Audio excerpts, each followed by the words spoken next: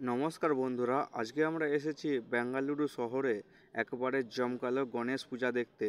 দক্ষিণ ভারতের এই উৎসব বাংলার দুর্গাপূজার মতোই মহা উৎসবের রূপ নেয়। চলুন আমরা একসাথে দেখে নিই কেমন হয় এখানে গণপতি বাপ্পার আরাধনা। তো তোমরা দেখতেই পাচ্ছ এখানে প্রায় প্যান্ডেলের কাজ শেষের দিকে। তবে তার আগে আমরা জানবো গণেশ পূজার ইতিহাস আর প্রচলনের গল্প। যে দেবতা জ্ঞান, বুদ্ধি আর সাফল্যের প্রতীক, সেই গণপতি বাপ্পার পূজার সূচনা কিভাবে হলো, কবে থেকে হলো আর কিভাবে আজ এটি সারা ভারতে ছড়িয়ে পড়লো, সেই অজানা কাহিনী। গণেশ পূজার প্রচলনের মূল সূত্র পাওয়া যায় পুরাণে। শিব ও পার্বতীর সন্তান গণপতি জন্ম থেকেই ছিলেন সিদ্ধিদাতা। যে কোনো মঙ্গল কাজ, পূজা বা যজ্ঞ শুরু করার আগে গণপতির আরাধনা করাই নিয়ম প্রচলিত হয়। বলা হয় একবার দেবতারা ব্রহ্মার কাছে যান, কে হবে পূজার প্রথম দেবতা। তখন ব্রহ্মা জানান যে পৃথিবী প্রদক্ষিণ করবে প্রথমে, সেই সবার আগে পূজিত হবেন।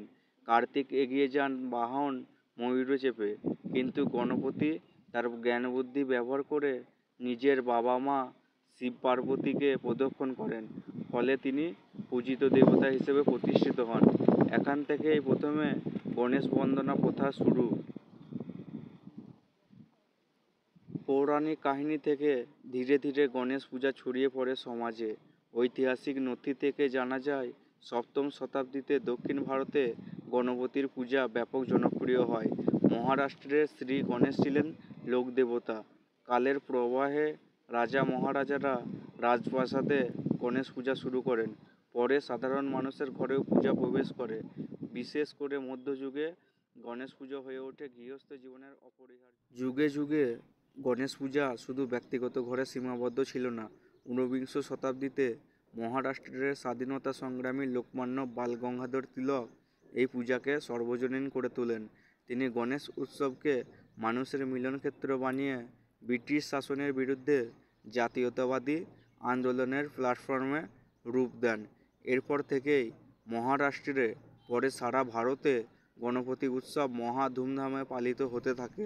আজকের দিনে গণপতি বাপ্পা শুধু মহারাষ্ট্র নয়, পশ্চিমবঙ্গ, কর্ণাটক, অন্ধ্রপ্রদেশ, তামিলনাড়ু, বেঙ্গালুরু, এমনকি বিদেশেও পূজিত হন। আধুনিক সময়ে পরিবেশ বান্ধব গণেশ মূর্তি, সাংস্কৃতিক অনুষ্ঠান আর সামাজিক বার্তার মাধ্যমে এই উৎসব নতুন মাত্রা পেয়েছে। গণেশ পূজা এখন শুধু ধর্মীয় নয়, সাংস্কৃতিক মিলনক্ষেত্রও বটে। বন্ধুরা, এভাবেই গণপতি বাপ্পার পূজা পৌরাণিক গল্প থেকে শুরু করে জাতীয় আন্দোলন, আর সেখান থেকেই আজকের বিশ্বজনীন উৎসবে রূপ নিয়েছে। গণেশ পূজা আমাদের শেখায় জ্ঞান, ঐক্য আর শুভ সূচনা সর্বদা জীবনের মূল ভিত্তি।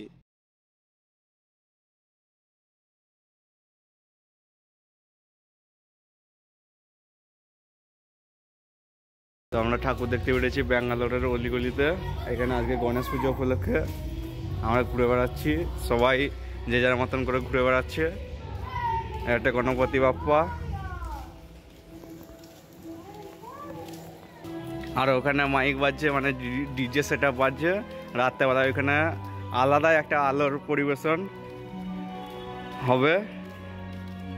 তো আপনারা দেখতে পাচ্ছেন এখানে হনুমানের মন্দির আছে। এইগুলো সব লাইট দিয়ে ঘেরা চলছে। রাত্রেবেলায় শো হবে। শো বলতে এরকম লাইটের পরিবেশন হবে। এখন সব তোড়জোড় চলছে সব ওইখানে। ওই জায়গাটায় বাবা গণেশ আসবে।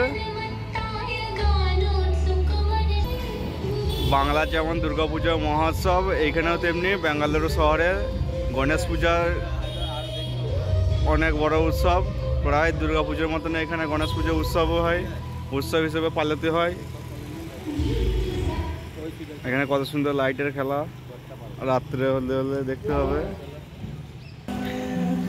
তো আমরা অলিগলি ঘুরে বেড়াচ্ছি। এখানে গণেশ পুজো হচ্ছে, চারিদিকে মূর্তিও বিক্রি হচ্ছে। ওই ধারে আমরা তুলে ধরবো এখানে সমস্ত দেবদেবীকে।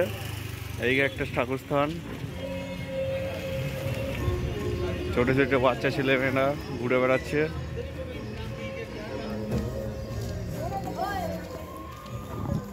সমস্ত রাস্তা লাইটে ঘিরে দিয়েছে। রাত্রেবেলা এগুলো টেস্টিং হবে। এখন শুধু সবাই কাজ করছে লাইট। তো গাইস এইখানেও মন্দির রয়েছে এবং সবাই পুজো দিচ্ছে, কেউ কেউ যে যেমন মানে মন থেকে এইখানে পুজো দিতে আসে সবাই। তো এখানেও একটি জায়গায় গণেশ পুজো হচ্ছে, তোমরা দেখতে পাবে।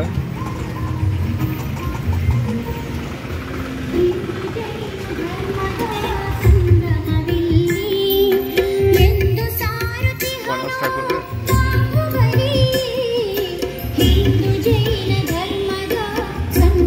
এখানে পুজো হচ্ছে, পুজো হয়ে গেছে অলরেডি।